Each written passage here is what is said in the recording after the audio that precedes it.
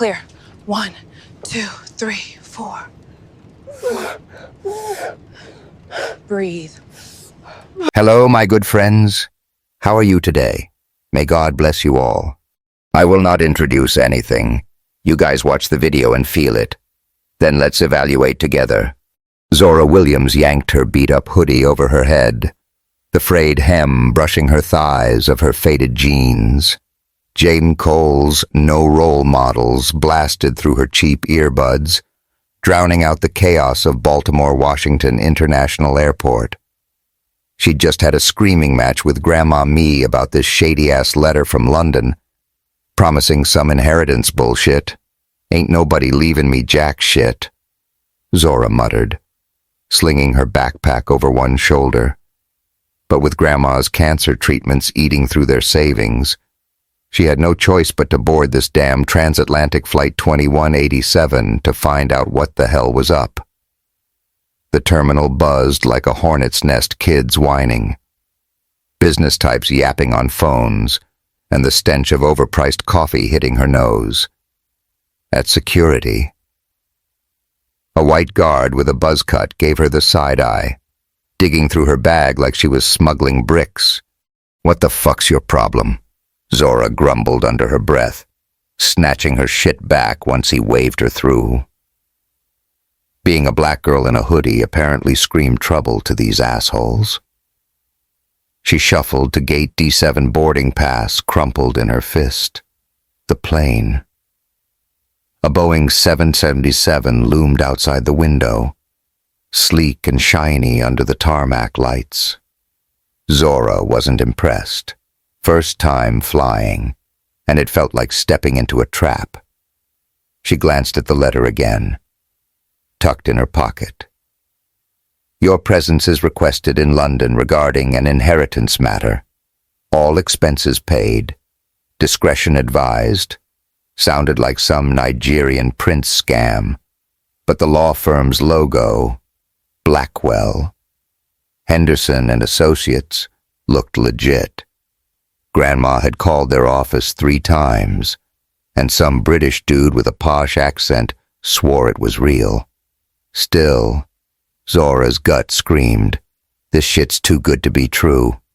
Boarding was a shit show. Rich folks in suits glided into first class while Zora trudged to economy row 14A. She stashed her backpack under the seat and sank into the window spot, the plastic armrest digging into her hip. Next to her, an old black lady with a silver bob and a lavender sweater was popping peppermints like candy. Her name tag read, Dorothea Jackson. "You look like you're about to rob this plane." "Honey," Dorothea said, eyes twinkling. "First flight." Zora snorted, pulling out one earbud. "That obvious?" "Huh. Yeah. First time. Ain't exactly thrilled.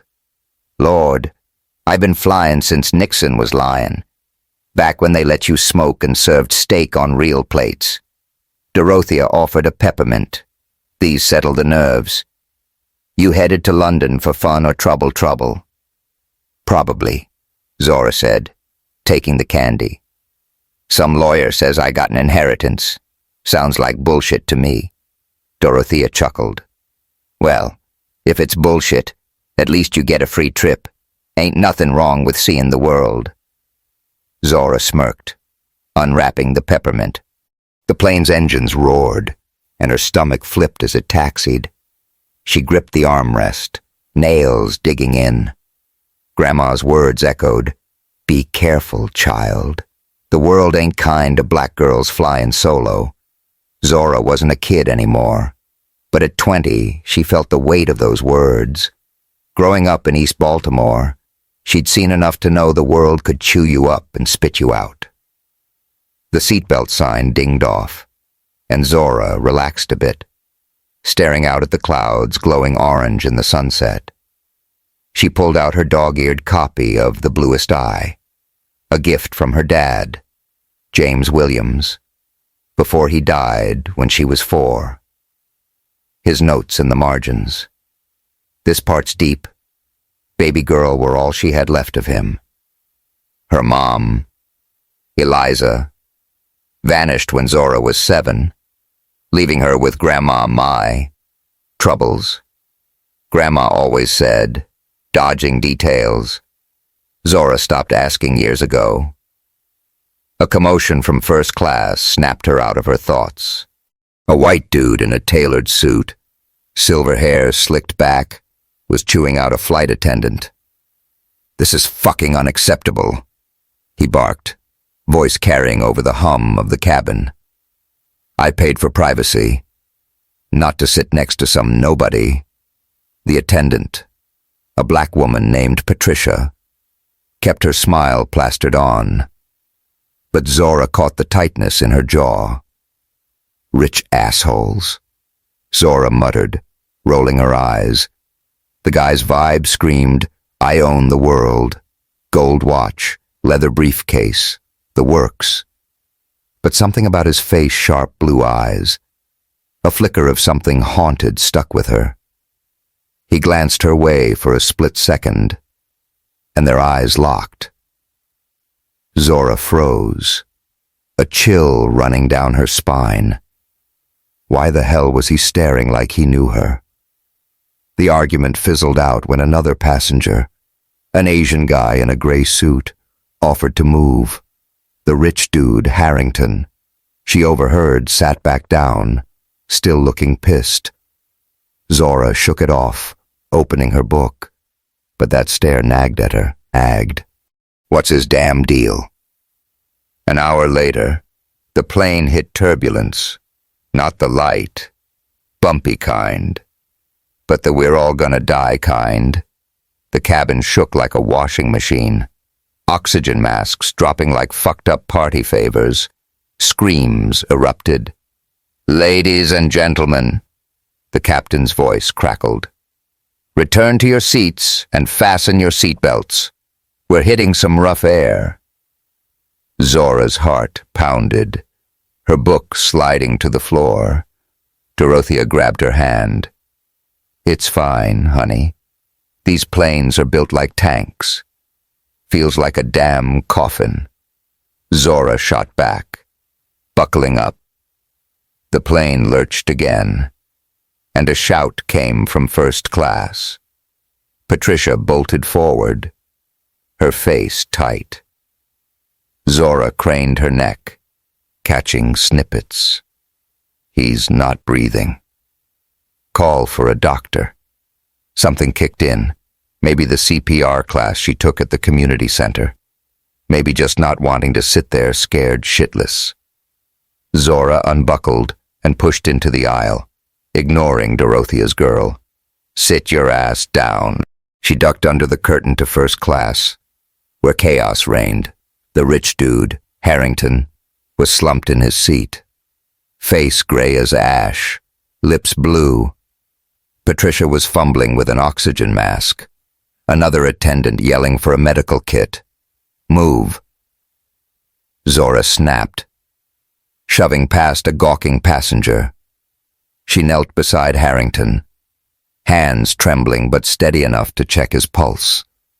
Nothing. Fuck. He's flatlining. She tore open his shirt, buttons popping, and started compressions, counting under her breath. 1, 2, 3. The cabin rocked, luggage tumbling from bins.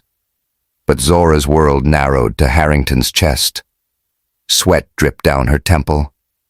"Come on, you rich bastard.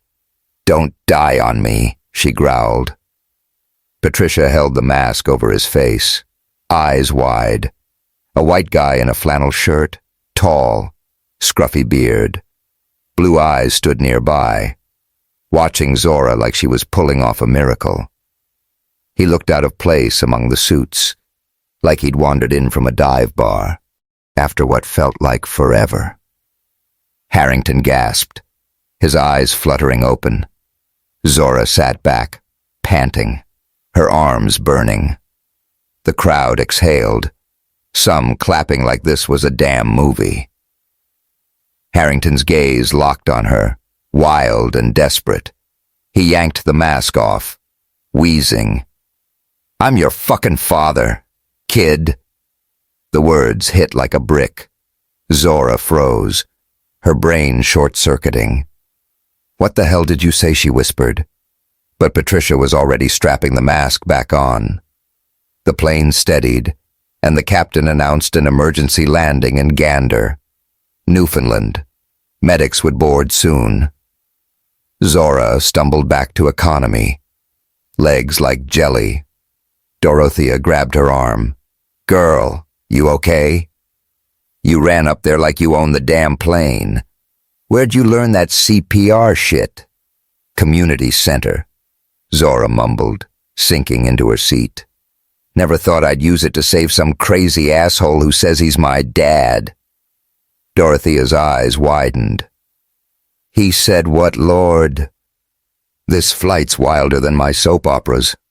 Zora's hands shook as she pulled the photo from her pocket, a worn snapshot of her parents, James and Eliza, smiling outside a Baltimore row house. She'd found it on the floor near Harrington's seat, slipped from his assistant's bag during the chaos. Why the fuck did this guy have a picture of her folks? Her dad died when she was 4, hit by a drunk driver. Her mom, gone, no explanation. And now this rich white dude was claiming to be her father. "This is some fucked up shit," she muttered. The flannel guy from first class appeared at the curtain, holding a water bottle. Up close, he was younger than she thought, maybe 27, with messy brown hair and a crooked smile that didn't match the fancy-ass cabin. "Yo, that was some superhero shit back there," he said, offering the water. "You good?" Zora took it, her throat dry as hell. "Yeah, whatever. Just don't die on me next time." She barely looked at him, too caught up in her head. He lingered, like he wanted to say more, then shrugged and walked off. She noticed a scrap of paper in her hand, his number, scrawled with, "You're a badass. Call me if you're in Boston." "Caleb, who's that fine-ass white boy?" Dorothea teased, popping another peppermint. "Some nosy dude," Zora said, stuffing the paper in her pocket. She didn't have time for random guys. Her world was already imploding. The plane landed in Gander with a bone-rattling thud, rain lashing the windows. Emergency lights flashed outside as medics boarded, rushing Harrington off on a stretcher. Zora watched from her seat, heart still racing. The photo burned a hole in her hand. James Williams, her dad, was black, with warm brown eyes like hers. Harrington white as hell, with a face like he'd never set foot in her neighborhood. No way he was her father. But why the picture? Why the stare? Passengers were herded into Gander's tiny terminal. A clusterfuck of tired faces and crying kids. Zora found a corner to sit, pulling her hoodie tight. Dorothea plopped down beside her, offering another peppermint. "You look like you seen a ghost." "Honey, feels like it," Zora said, staring at the photo. "This guy, he's got my parents' picture, and he's saying he's my dad. What kind of crazy shit is that?" Dorothea whistled.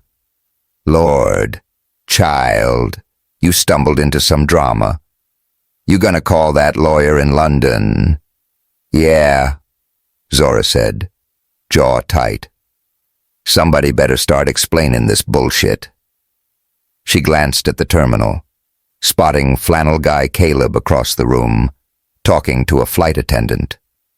He caught her eye and gave a small nod, like they shared a secret. She looked away, annoyed. Why was he even noticing her? The airline announced a new flight to London in 2 hours. Zora's stomach twisted.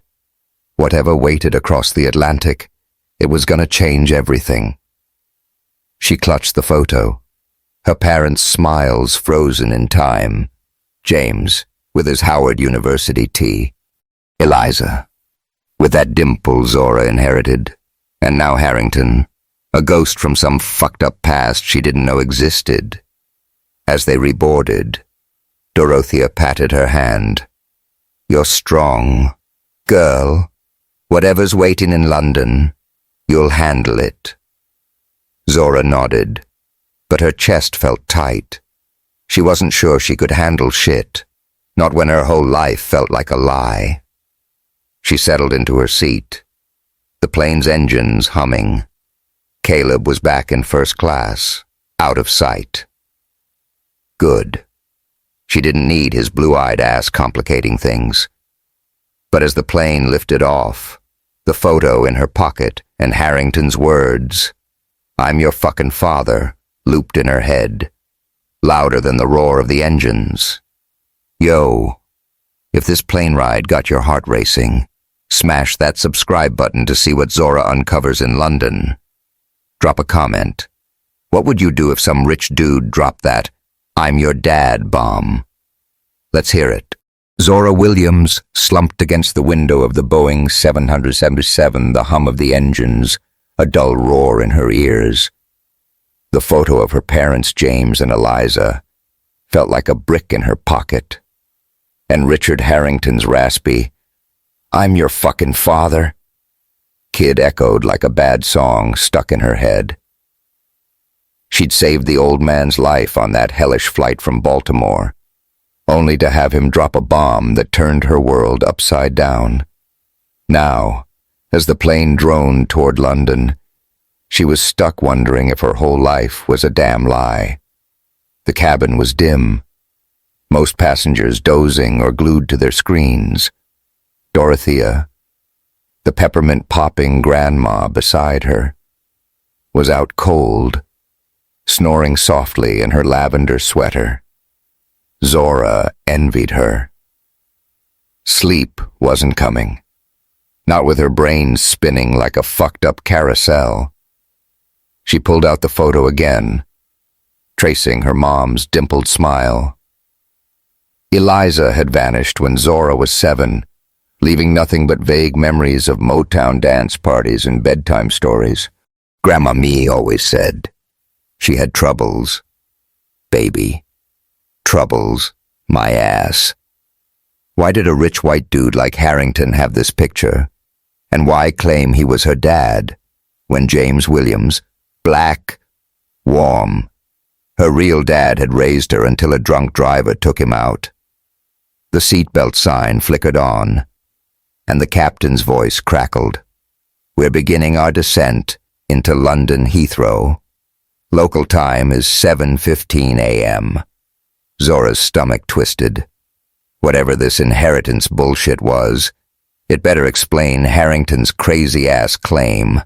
She stuffed the photo back in her pocket, next to the crumpled note from that flannel-wearing dude.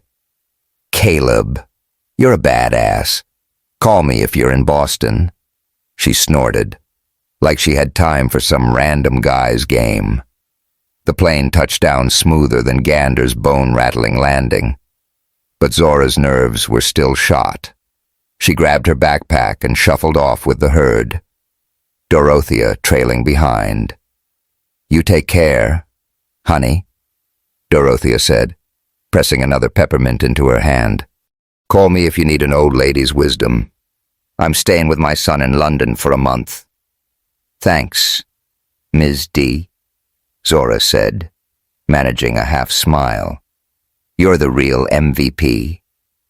They hugged, and Zora felt a pang as Dorothea disappeared into the crowd. Alone now. She followed signs to immigration, the airport's sterile lights making her squint. A British officer with a stiff accent checked her passport.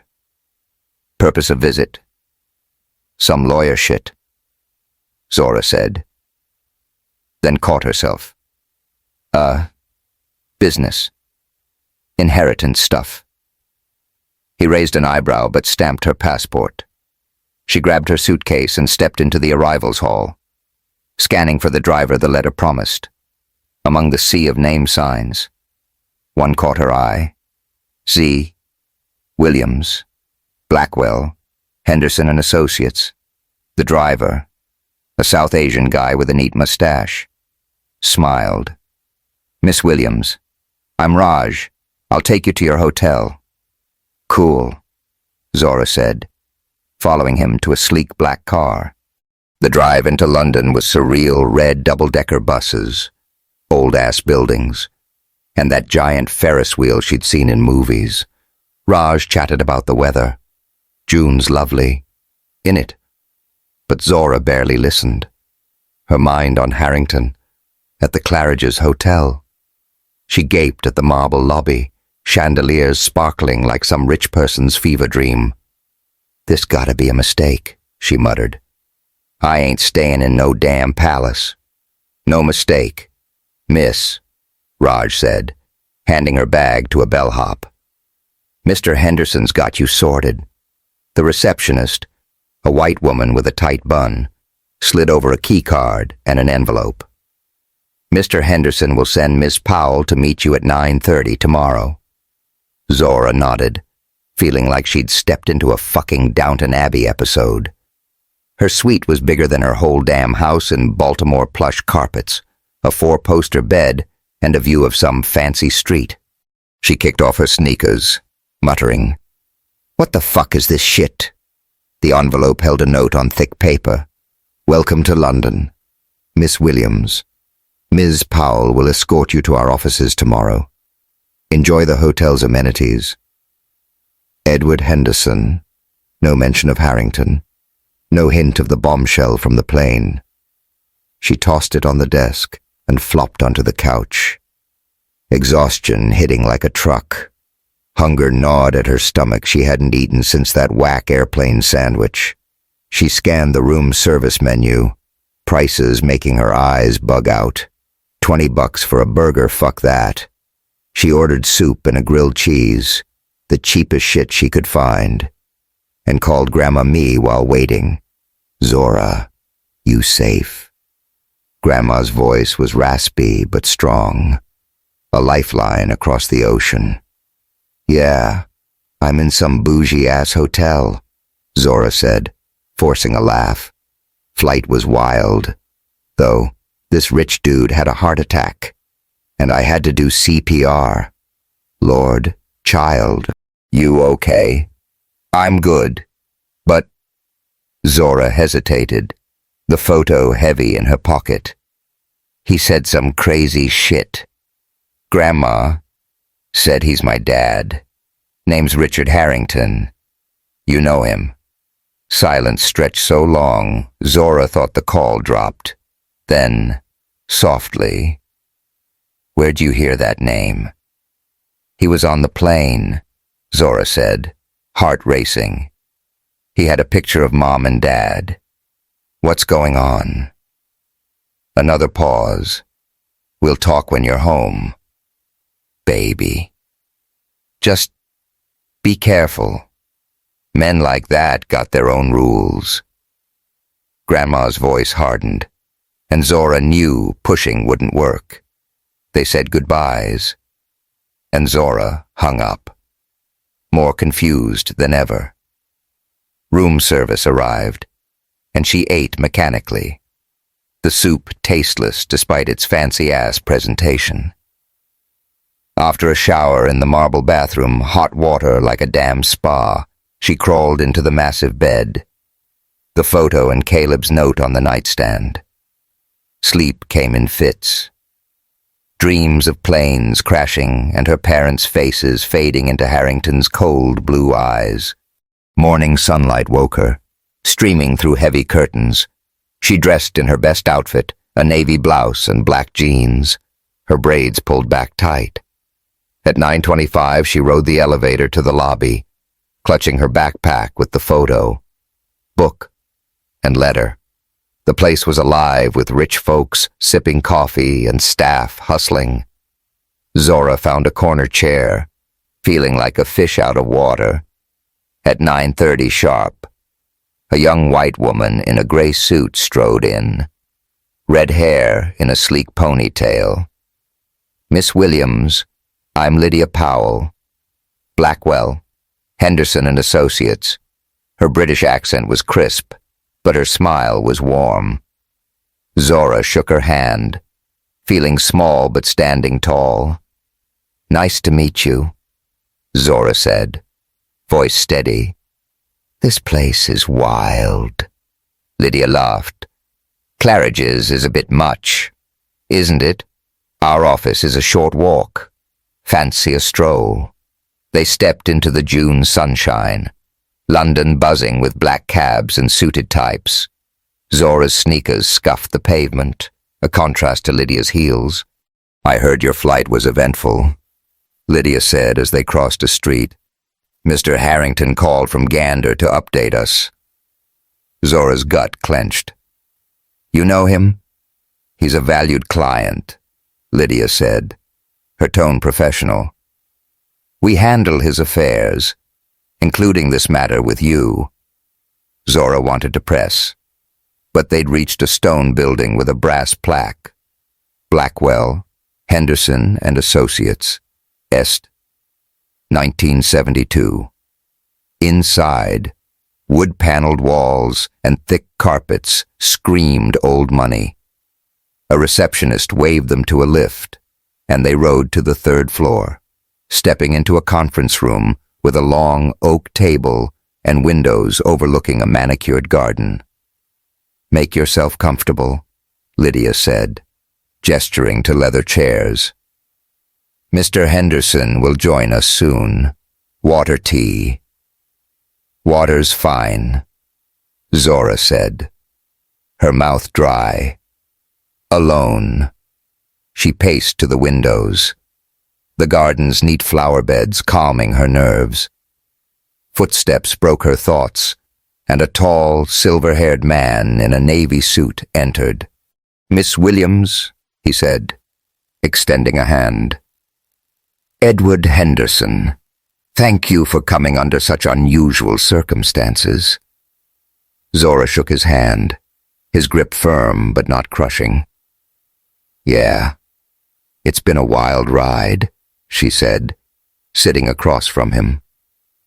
Lydia returned with a tray of water and tea, taking a seat with a tablet. Henderson opened a leather portfolio. Before we proceed, I must address the events on your flight. Mr. Harrington informed me of what he told you. Ideally, this would have been handled with more preparation. Zora leaned forward, heart pounding. He said he's my dad. Is that true? Henderson slid a document across the table, filled with charts and jargon. Yes. This is a DNA test from shortly after your birth, conducted with your mother's consent. It confirms with 99.997% certainty that Richard Harrington is your biological father. Zora stared at the paper, her chest tight.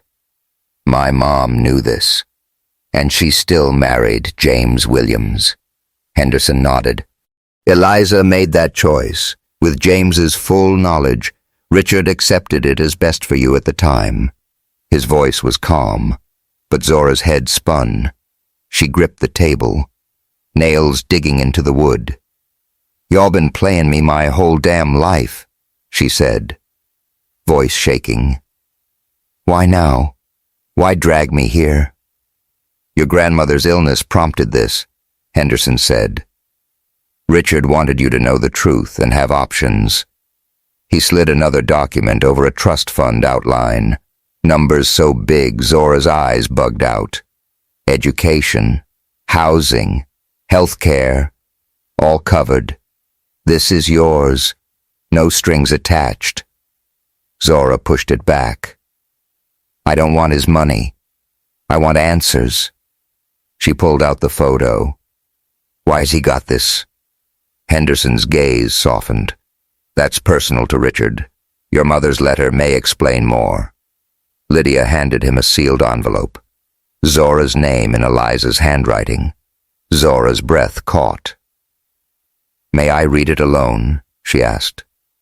Of course, Henderson said, rising. Take as long as you need. Long. They left, and Zora opened the envelope, hands trembling. The letter was long. Eliza's words raw, Zora. If you're reading this, you know about Richard. I chose James because he loved you like his own. I left because my mind was breaking, to protect you. Tears blurred Zora's vision as she read about Eliza's mental illness, her love for Harrington, and the pain of leaving. Fuck, Ma, she whispered, sobbing. A commotion outside snapped her back. Through the door, she heard a man's voice.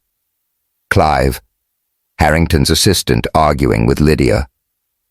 I need those files now. Zora peeked out, seeing him clutch a USB drive, eyes darting. What's that shady shit about? Her gut screamed trouble. Zora wiped her eyes, tucking the letter away. The photo, the trust, and now Clive's sketchy vibe London was a minefield. But she wasn't running. Time to find out what the fuck's really going on, she muttered, stepping out to face the next fight. Yo, if Zora's London dramas got you hooked, smash that subscribe button. Drop a comment. What secrets do you think that letter's hiding? Let's hear it. Zora Williams dragged her suitcase up the creaky steps of her East Baltimore row house. The familiar smell of Grandma Mee's coconut lotion hitting her like a warm hug. London's glitzy bullshit, Claridge's chandeliers, Blackwell's fancy-ass office, and that gut-punch letter from her mom was a world away. But the photo of her parents, James and Eliza, still burned in her pocket, and Richard Harrington's "I'm your fucking father" echoed louder than ever. Add to that the shady vibe from his assistant Clive and the flannel-wearing dude Caleb's random-ass note, and Zora's head was a damn mess. Inside, Grandma Mee was in her recliner, a plate of cornbread and collards on the TV tray. The living room was cozy, cluttered with family photos and a worn Bible. There's my girl, Grandma said, voice raspy but bright. You look like you've been through hell, child. Zora dropped her bag and hugged her tight, careful not to squeeze too hard. Hell's about right, she said, sinking onto the couch. London was some wild shit. Grandma, language, Zora. Grandma chided, but her eyes twinkled. Tell me about it. That rich man still claiming he's your daddy. Zora's stomach twisted. She told Grandma about Harrington's bombshell over the phone, but saying it face to face felt heavier. Yeah, they got DNA proof and everything. Mom knew. Grandma. She married Dad James anyway. Why'd y'all hide that shit from me? Grandma sighed, her face sagging. We thought it was best, baby. Your mama was in a bad place. And James, he loved you like his own. We didn't want you growing up caught in some rich man's drama. Best for who Zora snapped, then caught herself. Sorry. It's just, I deserve to know. You did, Grandma said softly. I see that now. But we was trying to protect you. She reached for Zora's hand, her grip frail but firm. What you gonna do about it? Zora shrugged, the weight of it all crushing her. I don't know. They gave me this trust fund. Crazy money. But I ain't touching it. And Mom's letter. Her voice cracked. She's in some facility in Arizona. Grandma, why didn't you tell me she was sick? Grandma's eyes glistened. I thought you was too young to carry that. Eliza didn't want you seeing her like that lost in her head. She left to keep you safe. Baby, Zora nodded, tears prickling. The letter had laid it bare, Eliza's mental illness, her love for Harrington, her choice to let James raise Zora. It hurt like hell, but it made sense in a fucked up way. "I want to see her," Zora said. "In Arizona. We'll make it happen," Grandma promised, "soon as my next treatment's done." A knock at the door broke the moment. Zora opened it to find Tanya, her best friend since 3rd grade, grinning with a pizza box. "Yo, welcome back." Girl behind her was Mason Powell, a lanky dude with dreams of being the next Ta-Nehisi Coates, holding a 6-pack of ginger ale. "Thought you'd be too bougie for us after London," Tanya teased, shoving past Zora. Her braids were fresh, gold beads clicking as she moved. "What's good? Not much," Zora said, forcing a smile. They piled into the living room, Tanya and Mason making Grandma laugh with stories about the block. The pizza was greasy, the crust half-burnt, but it tasted like home. Motown played softly from Grandma's old radio, Marvin Gaye's voice smoothing the edges of Zora's nerves. "So, spill," Mason said, cracking a ginger ale. "What's up with this inheritance shit? You a secret millionaire now?" Zora snorted. "Nah, just a secret mess. This dude Harrington, he's my biological dad. For real. Got a whole trust fund and everything." Tanya's jaw dropped. "Hold up. The rich white guy from the plane. That's some soap opera shit. Z. Yeah, and it gets worse," Zora said, pulling out the photo. "He had this, my parents, and his assistant, Clive, was acting shady as fuck, copying files in London. I don't trust none of them." Mason leaned forward, eyes gleaming. "Sounds like a story. Let me dig into this Harrington guy. Bet he's got skeletons." "Do your thing," Zora said, grateful for his nosy ass. Mason was always sniffing out dirt, and she needed answers. They ate, laughed, and argued about whether LeBron was still the GOAT. But Zora's mind kept drifting to Caleb's note. Why'd he give me his number? She hadn't called, but his crooked smile stuck with her. The next day, Zora was back at her job at Second Chance Books, a dusty shop in Sandtown. She shelved paperbacks, the smell of old pages calming her. Tanya swung by on her lunch break, working as a barista down the street. "Girl, you look like you ain't slept since London," Tanya said, sipping an iced latte. "'Cause I haven't," Zora admitted. "This Harrington shit's fucking with me. And I keep thinking about Mom's letter. She's out there, sick and alone." Tanya squeezed her shoulder. "You'll see her soon, Z. You always figure shit out." She grinned. "Now, what's up with that dude from the plane? The one with the flannel?" Zora rolled her eyes. "Caleb. Just some random. Gave me his number like I'm gonna call his ass. Bet he's fine." "Though," Tanya teased, "you need a distraction." "Fuck that," Zora said. But she laughed. Tanya always knew how to lighten her mood. After work, she met Mason at the Carver Community Center, where kids played ball and old folks gossiped. Mason had his laptop open, a gleam in his eye. "Yo, Z, I found some shit," he said, turning the screen. "Richard Harrington's a big deal tech mogul, worth billions. But check this."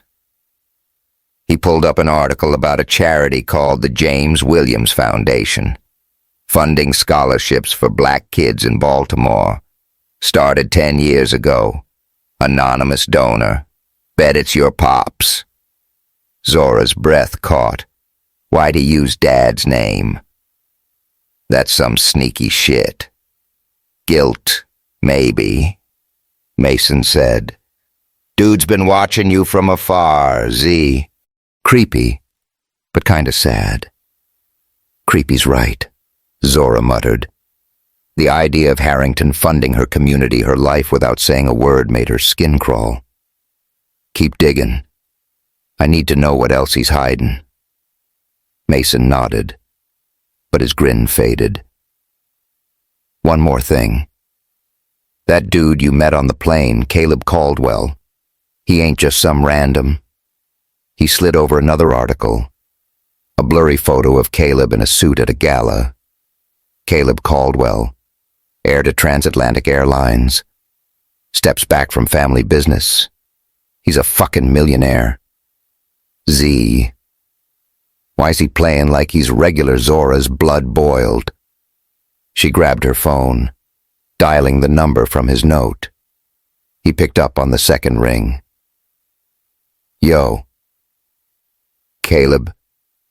It's Zora. Hey. Badass. His voice was warm, like they were old friends. You in Boston? Nah. Baltimore, she snapped. Why you lie to me? You rich-ass liar, I know who you are. Caldwell. Transatlantic's your damn family. Silence. Then, shit. Zora, I wasn't trying to look. Can we talk? I didn't mean to play you. Fuck that, she said, hanging up. Her hands shook, betrayal cutting deep. First Harrington, now Caleb. Was everyone in her life a damn liar? That night, the block threw a welcome back party at the community center. A sweaty mix of ribs, cornbread, and Beyoncé blaring from speakers. Zora tried to vibe, dancing with Tanya to single ladies, but her heart wasn't in it. Ms. Angela, Tanya's mom, was there with Mr. Brown, her new man, a history teacher at Zora's old school. They slow danced under string lights, and Zora caught them slip out to the back lot. Curious, she and Tanya peeked through the window, giggling as Mr. Brown pulled Ms. Angela close, kissing her deep, his hands on her hips, her braids swaying in the moonlight. Yo, Ms. Angela's getting it, Tanya whispered, and they burst out laughing, running back inside. But the joy faded when Zora overheard neighbors whispering. Heard Zora's messing with some rich white boy, one said, trying to get that money. Zora's jaw clenched. She knew who started it, Isabel. A chick Caleb's family was pushing him toward. According to Mason's gossip, Isabel had posted shady tweets. Some girls will do anything for a check. # gold digger. Zora's phone buzzed with notifications. Her name dragged through the mud. She stormed outside, air thick with summer heat. Tanya followed. Z, don't let that bougie bitch get to you. She's just jealous. It ain't just her, Zora said, voice breaking. Everybody's lying. Harrington, Caleb, even Mom and Grandma. I don't know who I am anymore. Tanya hugged her tight. You're Zora fucking Williams. That's who. Smart, badass, and too good for this drama. Zora laughed through tears. Thanks. T. But the hurt lingered. She needed answers, not just about Harrington, but about herself. I'm going to Arizona, she said. I gotta see Mom. She's the only one who can explain this shit. Bet, Tanya said. I'm riding with you, figuratively speaking. The next morning, Zora was shelving books when her phone buzzed. Caleb again. She ignored it. But a voicemail popped up. Zora, I fucked up. I didn't tell you 'cause I wanted you to see me, not my money. I'm in Baltimore. Let me explain, please. She deleted it, but her heart tugged. Why did he care so much as she locked up the shop? A car pulled up, a black SUV, tinted windows. Caleb stepped out, holding a bouquet of lotus flowers, her favorite from a random London chat. Zora. Wait, he said, looking like a kicked puppy. I'm sorry. She crossed her arms. You got 5 minutes. Rich boy. Make it good. Zora Williams gripped the armrest of the plane seat, her knuckles tight as the Southwest Airlines flight dipped toward Phoenix. The desert stretched below, red rock and cacti glowing under the July sun. Grandma Mee sat beside her, flipping through a worn Bible, her chemo-thinned hair hidden under a bright headscarf. Zora's stomach churned not from turbulence, but from the thought of seeing her mom, Eliza, for the first time in 13 years. The letter Eliza had left, spilling her heart about mental illness and Richard Harrington's role in Zora's life, had cracked something open in her. Now, she was flying to Arizona to face the truth, hoping it wouldn't break her completely. Baltimore felt a world away, with its sticky summer nights, block parties, and the sting of Isabel's Twitter bullshit. Zora's name was still being dragged online, folks calling her a gold digger for supposedly chasing Caleb Caldwell's millions. Caleb, that flannel-wearing liar who turned out to be Transatlantic Airlines heir, had shown up at the Carver Community Center with lotus flowers, begging for a chance to make things right. She'd given him one shot, but trust was a long way off. And Harrington, her biological father, his shadow loomed larger every day, especially after Mason uncovered that secret James Williams Foundation, funding Zora's community from the sidelines. Fucking creeps, she muttered, staring out the window. You okay? Baby Grandma Mee asked, closing her Bible. Her voice was soft, but her eyes were sharp. Nah, Zora admitted, tugging her hoodie strings. This whole thing's got me fucked up. Mom. Harrington. That rich boy drama. I don't know what I'm walking into. Grandma patted her hand. You're walking into truth. Zora. That's all you need for now. The rest'll sort itself. Zora nodded, but doubt gnawed at her. The plane landed with a jolt, and they shuffled through Phoenix Sky Harbor Airport, the dry heat hitting like a slap when they stepped outside. A rental car waited, courtesy of Harrington's lawyers, another reminder of his invisible grip on her life. The driver, a chatty Latino guy named Miguel, pointed out landmarks as they drove to Sedona. You'll love it, he said.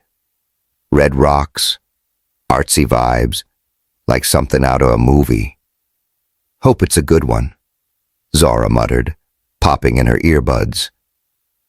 Jay, Cole's Love Yours played, grounding her as the landscape turned wilder, craggy cliffs and scrubby trees under a sky too blue to be real. The treatment facility, Desert Haven, looked more like a fancy resort than a psych ward. Low adobe buildings, cactus gardens, and a vibe that screamed expensive. Zora's sneakers scuffed the polished stone path as they checked in, her backpack heavy with Eliza's letter and the photo of her parents, Dr. Little Feather. A native woman with kind eyes and a braid down her back met them in a sunlit office.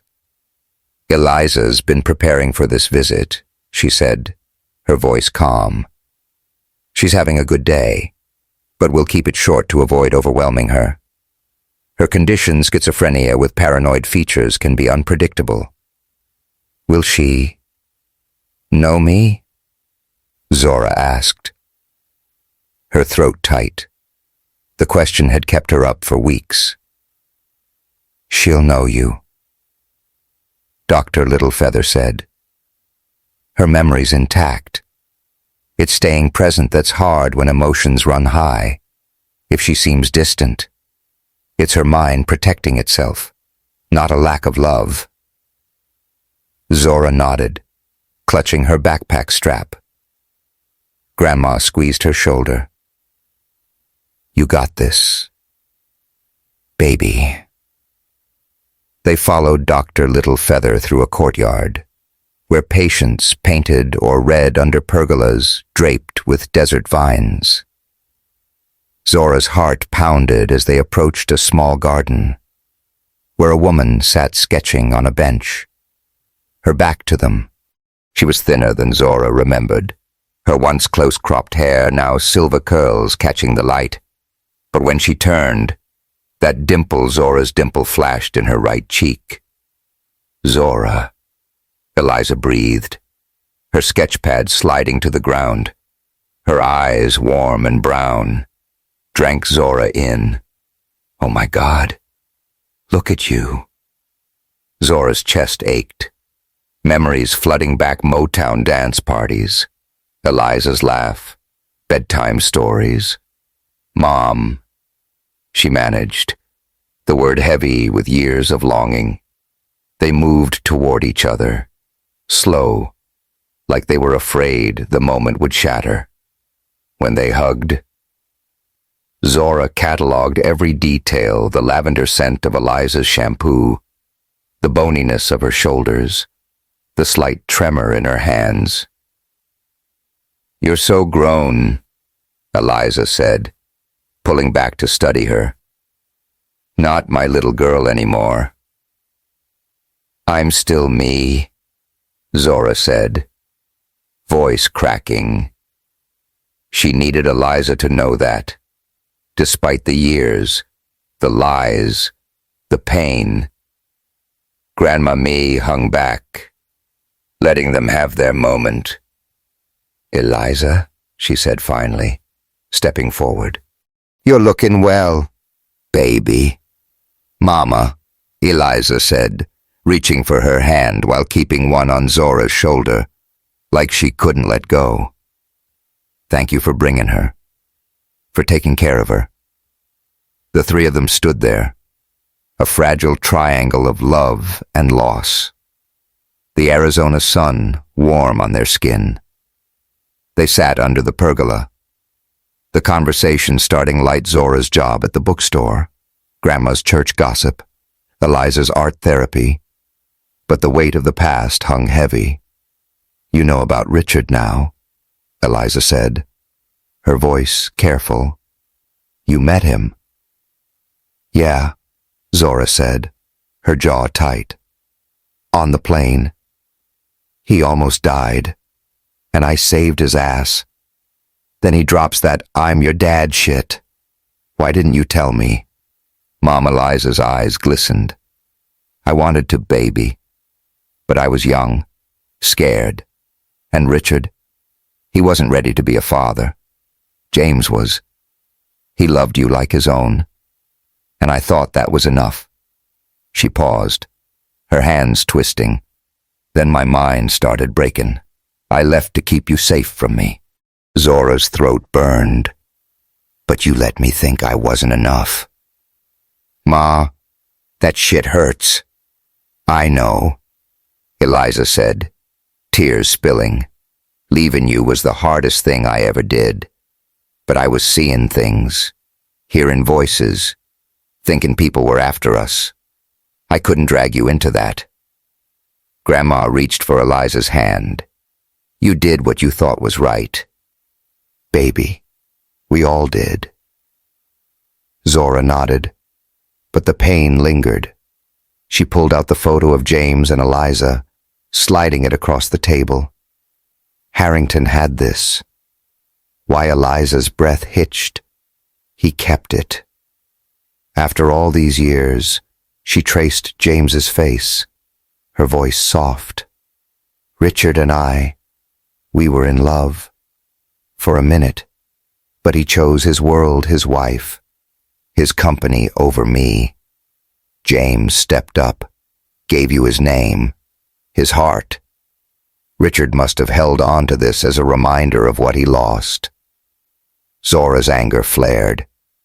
He tried to find you, didn't he? After you left Tech Corp. Why the fuck didn't you tell me he tried? Eliza flinched, her eyes darting away. I was angry, Zora, and scared. I thought he wanted control, not me. By the time I realized he cared, it was too late.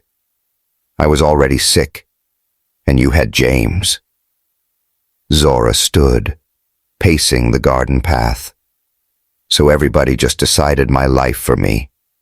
You, Grandma, Harrington. That's bullshit. Her voice cracked, drawing looks from other patients. Dr. Littlefeather appeared, her expression gentle but firm. Let's take a break, she said. Eliza. You okay? Eliza nodded, but her hand shook. Zora felt a pang of guilt she hadn't meant to push so hard. They sat again, the silence heavy. I'm sorry, baby, Eliza said finally. You deserved the truth. You still do. Ask me anything. Zora took a deep breath. Do you see him, Harrington? Does he visit you? Eliza nodded. 4 times a year, like clockwork. At first, I shut him out. Now, we talk, mostly about you. He's been watching you. Zora, in his way, funding your school, the community center. Zora's stomach dropped. Mason was right. Harrington's fingerprints were all over her life. That's creepy as fuck, she said. Why not just show up?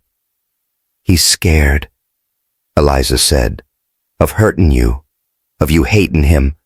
He ain't perfect, baby, but he cares. Before Zora could respond, a woman approached their table, tall, white, with Harrington's blue eyes.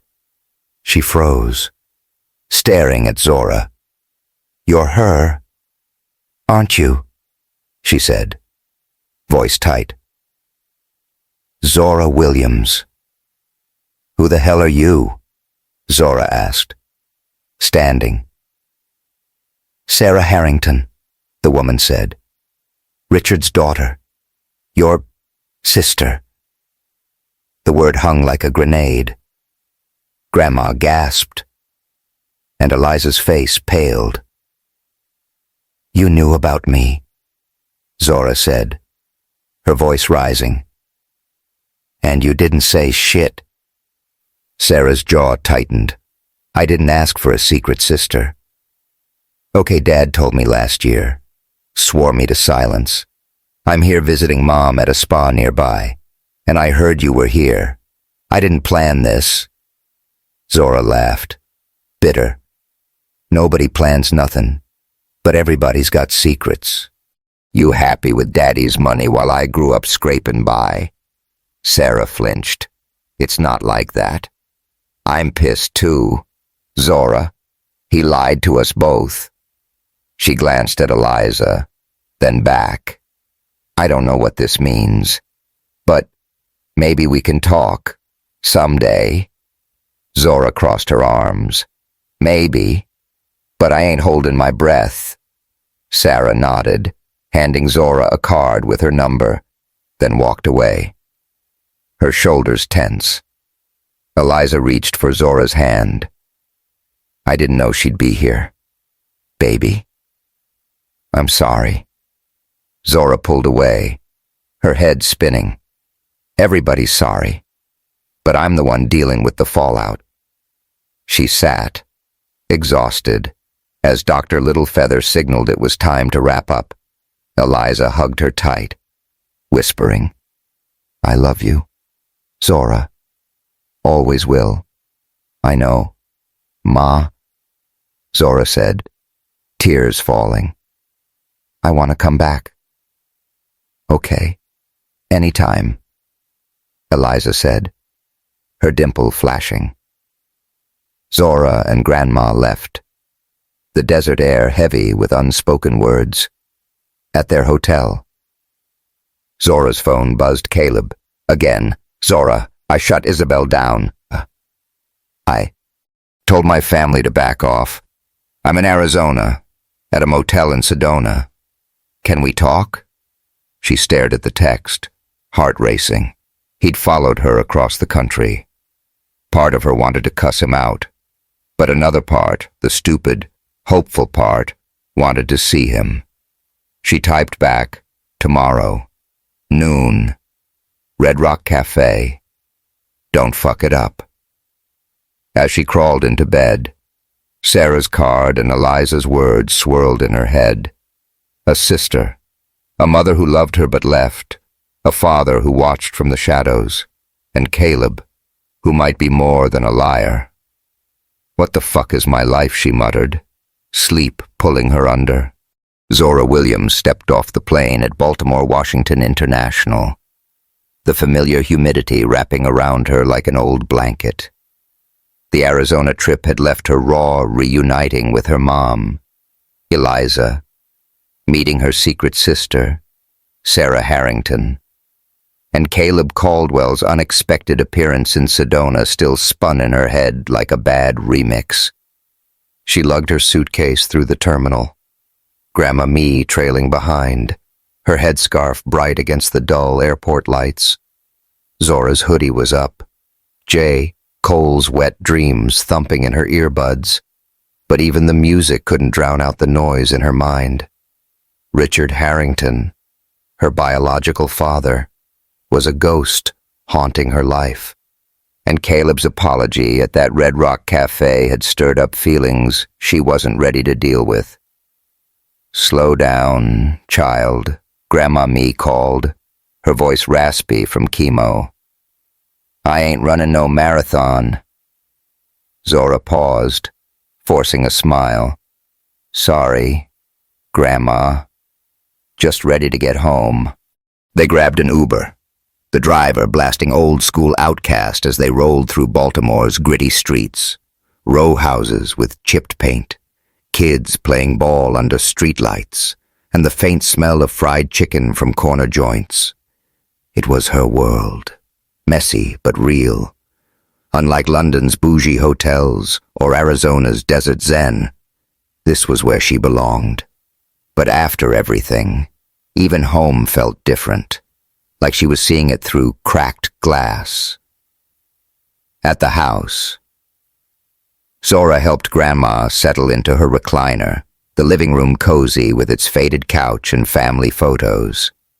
She microwaved leftovers mac and cheese with that extra Velveeta kick, and they ate while The Price is Right blared on TV.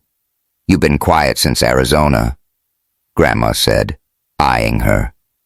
What's eating you? Baby Zora poked at her food. Everything. Mom, Sarah, Harrington, and Caleb's dumb ass showing up in Sedona, trying to fix shit. Grandma raised an eyebrow. That rich boy followed you to Arizona, Lord. He's got it bad. Zora snorted. Bad at telling the truth. Maybe.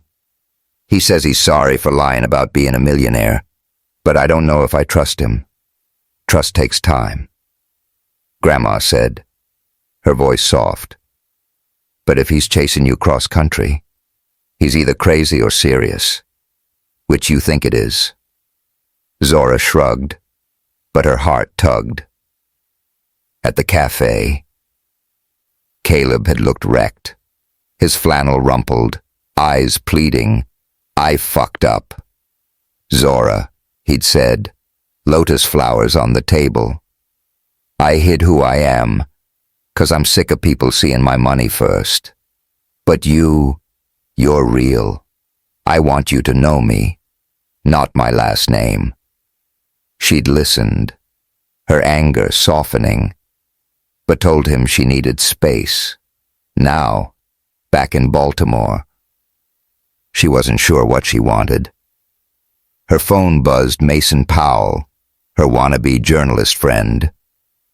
"Yo, Z, got big news on Harrington. Meet at Carver tomorrow, 3 p.m.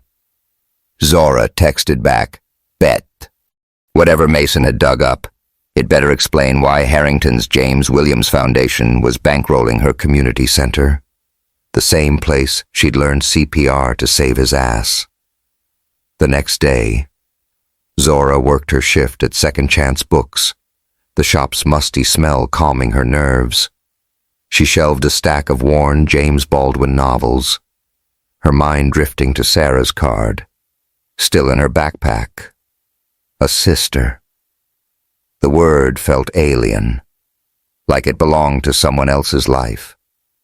Isabel's Twitter drama had quieted down after Caleb publicly called her out, but the sting of being labeled a gold digger lingered. "Fuck 'em all," Zora muttered, dusting her hands. At Carver Community Center, the gym was loud with kids shooting hoops and teens gossiping. Mason was at a folding table, his laptop open, glasses slipping down his nose. "Yo, Z, you ain't gonna believe this," he said, spinning the screen. "Harrington's been funneling money to Baltimore for years, scholarships, after-school programs, even the CPR class you took. All through the James Williams Foundation." Zora's stomach dropped. "So he's been creeping on me since I was a kid. That's some fucked up shit." "It's more than that," Mason said, clicking to a scanned letter. "Found this in an old TechCorp archive. It's from Harrington to your mom, dated 1995 after she married James. He begged her to let him be part of your life. She said no, told him to stay away. Dude's been carrying that guilt ever since." Zora stared at the letter, Harrington's neat handwriting blurring. "Eliza, I know I failed you, but please don't shut me out of her life. She's my daughter too." Her anger mixed with something new pity. "Maybe. Why didn't Mom tell me he tried?" she whispered. "Pride. Probably," Mason said. "Or fear. Your mom was young, black, and alone. Harrington's world, rich, white, powerful, must have scared the shit out of her." Zora nodded, her throat tight. She needed to talk to Harrington, but the thought made her sick. Instead, she texted Caleb, "You free need to talk." His reply was instant. Name the place. They agreed on a diner near her block, a greasy spoon called Rosie's with cracked vinyl booths and the best milkshakes in Baltimore.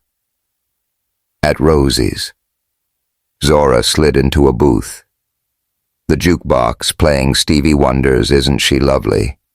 Caleb walked in, his flannel swapped for a plain tee, looking nervous as hell. "Thanks for meeting me," he said, sliding in opposite her. "How was Arizona heavy?" Zora said, sipping her chocolate shake. "Saw my mom, met my secret sister Harrington's other kid. Whole damn world's a soap opera now." Caleb's eyes widened. "Damn. Zora, that's a lot. You okay?" "Nah," she said, her voice raw. "But I'm dealing. What about you? You done lying yet?" He winced. "I deserve that. Yeah, I'm done. My family's pissed." I called out Isabel, "But I don't care. She's out of my life. I just want a shot with you. Zora, no games." Zora studied him, his blue eyes steady despite the nerves. "Why me? You could have any bougie chick your mom picks. Why chase some black girl from Baltimore 'cause you're real?" Caleb said, leaning forward. "You don't bullshit. You don't back down. And you saved a man's life without blinking. I've been running from my family's world. But you make me want to stop running." Her heart skipped, but she kept her guard up. "Words are cheap. Caleb, you gotta show me." "I will," he said, his voice firm. "Startin' now." He reached across the table, his hand brushing hers. She didn't pull away, the warmth of his touch stirring something she wasn't ready to name. Their talk was cut short when Zora's phone buzzed a voicemail from Edward Henderson. "Harrington's lawyer, Miss Williams. Richard is in Baltimore, recovering from his cardiac event. He'd like to meet, if you're willing. Please call to arrange." Zora's pulse raced. She wasn't ready, but running wasn't her style. The next day, she met Mason again, who dug up more Harrington's sister. "Catherine. Lives in D.C. She's a professor. Knows about you. Might be worth talking to her before you face him." Zora agreed, and they took a Greyhound to D.C., the city's monuments gleaming under a hazy sky. Catherine Harrington Brooks met them at a Georgetown cafe, her gray hair pulled back, her vibe more artist than academic. "Zora," she said, standing to hug her. "I've wanted to meet you for years." Zora stiffened, but hugged back. "Yeah, well, your brother's got a funny way of keeping family close." Catherine sighed, sitting. "Richard's a mess. But he loves you. He cried when he saw you get that math award in high school. You know, watched from the back, like a damn ghost." Zora's breath caught. "He was there." "Always," Catherine said. "He funded your community center, too. The CPR class you took his money. Saved his life, ironically." Zora's head spun, the second twist hitting hard. Harrington hadn't just watched her, he'd shaped her world, down to the skill that kept him breathing. "That's some fucked up fate," she said, her voice shaking. "It's more than fate," Catherine said.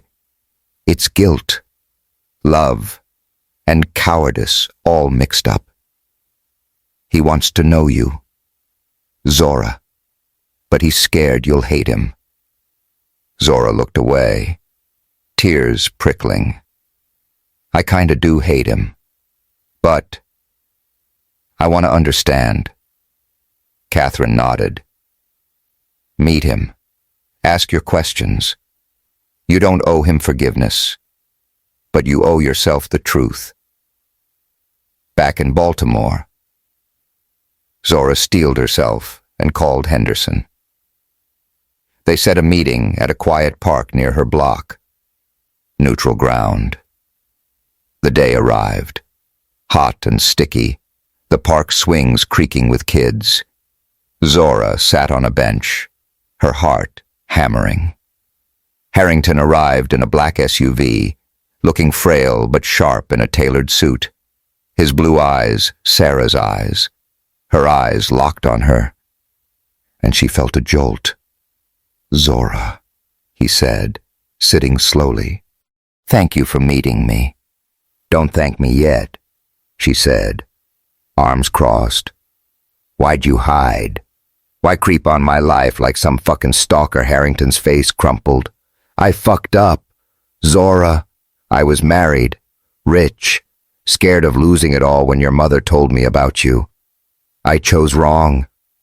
By the time I wanted to make it right, Eliza and James had built a life for you. I stayed away to respect that." Respect. Zora laughed, bitter. "You funded my school, my community center. Watched me grow up like a damn spy. That ain't respect. That's control." He shook his head, eyes wet. "It was love, in my coward's way. I couldn't be your father, but I couldn't let you go. I'm sorry, Zora, for everything. Zora's throat burned, tears spilling. You think sorry fixes it? I grew up thinking my dad was dead. My mom didn't want me. You did that. I know, he said, voice breaking. I don't expect forgiveness, but I'm here now, if you'll let me try. She stood, pacing. I don't know, man. I need time. She looked at him, frail but earnest, and something shifted, not forgiveness, but a crack in her armor. Don't email me yet. I'll call when I'm ready. He nodded, a flicker of hope in his eyes. Whatever you need, Zora. She walked away, tears streaming, the park's noise fading behind her. It wasn't closure, but it was a start. That night, Caleb texted, "Can I see you? Got something to show you." Against her better judgment, she agreed. Meeting him at the community center, he was there with a laptop. Kids crowded around. "I'm starting a coding club," he said, grinning. "For these kids?" "Want to help?" Zora raised an eyebrow. "You trying to impress me? Rich boy?" "Maybe," he said, his smile crooked. "But I'm trying to do right, too." She watched him teach a kid to code, his patience real, and felt that spark again. Maybe he wasn't just a liar. Maybe he was worth a shot. Zora Williams leaned back on the creaky porch swing, the Baltimore summer night alive with fireflies and the distant thump of a car stereo blasting Drake's Nice for What. The smell of ribs sizzling on a neighbor's grill mixed with Grandma Mee's coconut lotion, grounding her in the familiar chaos of her block. A year had passed since that wild-ass flight to London, where she'd saved Richard Harrington's life only to learn he was her biological father. Since then, her world had flipped, reuniting with her mom, Eliza, in Arizona, meeting her secret sister, Sarah, and navigating the messy spark with Caleb Caldwell, the millionaire who'd lied about his transatlantic airlines routes. Now, at 21, Zora was piecing herself back together, stronger but still figuring shit out. Inside, Grandma Mee was dozing in her recliner, the TV humming with Wheel of Fortune. Her cancer was in remission. A miracle Zora thanked God for daily. Zora's job at Second Chance Books had turned full-time, and she was taking night classes in accounting at the community college, her trust fund from Harrington untouched, but looming like a shadow. She wasn't ready to lean on his money, not when she'd scraped by her whole life without it. Her phone buzzed a text from Caleb. "Yo, coding club's a hit. Kids made a game today. You proud?" She smiled, typing back, "Proud of them, not your ass." He sent a laughing emoji, and her heart did that stupid flip. They'd been official for 6 months, taking it slow after his lie about being a regular dude. Caleb had moved to Baltimore, renting a loft downtown to run his coding nonprofit for local kids. He ditched his family's corporate games, proving he meant it when he said he wanted to be real with her. The swing creaked as Tanya plopped down beside her, a plate of cornbread in hand. "Girl, you glowing like you won the lottery," Tanya teased, her gold-beaded braids catching the porch light. "That rich boy got you sprung." "Shut up," Zora said, snatching a piece of cornbread. "Caleb's cool, but I ain't sprung. Just happy, I guess." "Happy looks good on you," Tanya said, her grin softening. "After all that drama, Harrington, your mom, that bougie bitch Isabel, you deserve it." Zora laughed. But the mention of Isabel stung. The chick had tried to ruin her with those gold digger tweets, but Caleb's public shutdown had silenced her. Isabel was out of the picture, but Zora still got side eyes from some neighbors, folks whispering she'd made it by snagging a rich boyfriend. "Fuck 'em," she muttered, crumbling cornbread in her hand. "Damn right," Tanya said. "You're Zora Williams, badass of Baltimore. Ain't nobody dimming your shine." They clinked ginger ale cans, the porch swing swaying. Zora's mind drifted to Harrington. After their park meeting last fall, she'd kept him at arm's length, answering his emails with short, careful replies. He'd respected her space, sending updates about his health better, but still shaky, and the James Williams Foundation, which kept funding her community. She hadn't forgiven him, not fully, but the hate had dulled to a quiet ache. Sarah's card, tucked in her wallet, was another loose end. A sister. Zora wasn't ready to call, but the idea didn't scare her as much anymore. A week later, Zora was at the Carver Community Center, helping Caleb with his coding club. The gym buzzed with kids hunched over laptops, their faces lit by screens. A 10-year-old named Jamal grinned as his game, a pixelated basketball sim, loaded. "Miss Zora, check this shit out," he said, then clapped his hand over his mouth. "Oops, my bad." Zora laughed. "Watch your mouth, lil' man. But that's dope. You coded this." Jamal nodded, and she high-fived him. Caleb caught her eye from across the room. His flannel rolled up, showing off tatted forearms. He winked, and she rolled her eyes, hiding a smile. Damn, he's fine, she thought, then shook it off. Focus, Zora. After the session, they cleaned up, stacking chairs as kids ran out. "You're good with them," Caleb said, wiping sweat from his brow. "Ever think about teaching there?" Zora said, tossing a stray basketball into a bin. "I'm trying to get this accounting degree. Keep shit stable for me and Grandma. Teaching's your vibe. Rich boy." He grinned, stepping closer. "Fair. But you're a natural. Zora, those kids look up to you." She shrugged, but his words warmed her. They locked up the gym, stepping into the evening heat. Caleb's hand brushed hers, and she let him lace their fingers, his calluses rough against her palm. "Want to grab some wings?" he asked. "Rosie's got that hot sauce you love."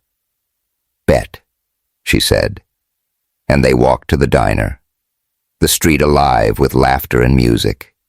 At Rosie's, they slid into their usual booth, the jukebox playing Marvin Gaye's What's Going On. Zora ordered lemon pepper wings, extra crispy, while Caleb stuck to his boring-ass burger. They talked about the kids, her classes, his nonprofit Easy, like they'd been doing this forever, but Zora's guard was still up. "You ever miss it?" she asked, licking sauce off her fingers. "Your rich life, private jets, fancy galas?" Caleb shook his head. "Nah, that shit's empty. My mom's still pissed. I walked away. But I'm happier here, with you, with this." He gestured to the diner, the city beyond. "Real shit matters." She studied him, his blue eyes steady. "You better mean that." "'Cause I ain't playing games. I mean it," he said, his voice low. He reached across the table, his hand covering hers. "I love you, Zora." Her breath caught, the words hitting like a freight train. She'd felt it too, but saying it scared the shit out of her. "Don't be throwing that word around," she said, pulling her hand back, but her smile betrayed her. "I ain't throwing it," Caleb said, grinning. "It's yours when you're ready." She nodded, heart racing, and they finished their food in comfortable silence. The jukebox switching to Aretha Franklin's Respect. Back home. Zora found a letter waiting thick, embossed with Harrington's law firm logo. Inside was a note from Sarah Zora. "Dad's writing a memoir. Wants your input on our family's story. No pressure. But I'd like to meet too. Maybe we can figure this sister thing out. Sarah." A second note, in Harrington's handwriting, was shorter. "I'm here when you're ready. Thank you for giving me a chance." Zora sat on the porch swing, the letters in her lap. Grandma joined her, the creak of the swing a familiar rhythm. "What's that?" "Baby," she asked, nodding at the papers. "Sarah and Harrington," Zora said, her voice soft.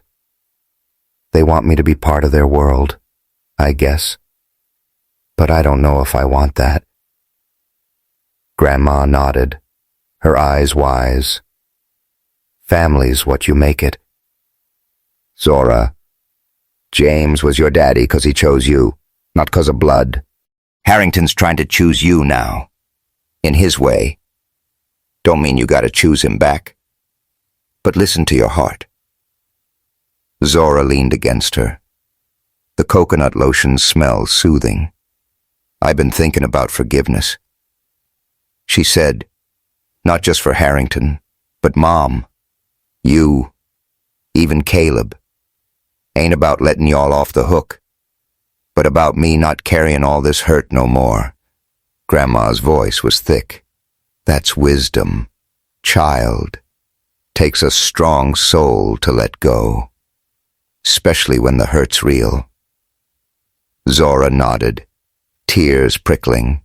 The fireflies danced, and she thought of Eliza's dimple, Sarah's guarded eyes, Caleb's crooked smile.